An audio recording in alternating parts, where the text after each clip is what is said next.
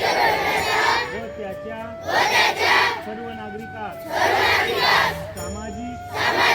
आर्थिक व राजनीतिक न्याय, विचार, अभिव्यक्ती, विश्वास, श्रद्धा व उपासना यांचे स्वातंत्र्य, दर्जाची व संधीची समानता निश्चितपणे प्राप्त करून देण्याचा आणि त्या सर्वांमध्ये व्यक्तीची प्रतिष्ठा व राष्ट्राची एकता आणि एकात्मता यांचे आश्वासन देणारी बंधुता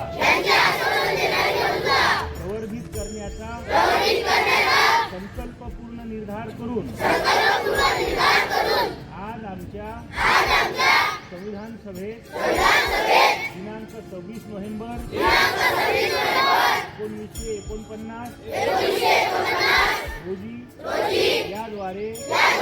हे संविधान अंगीकृत आणि विनियमित करून स्वतःप्रत अर्पण करीत. गणतंत्र दिन, प्रजासत्ताक दिन, भारत माता की, भारत माता की.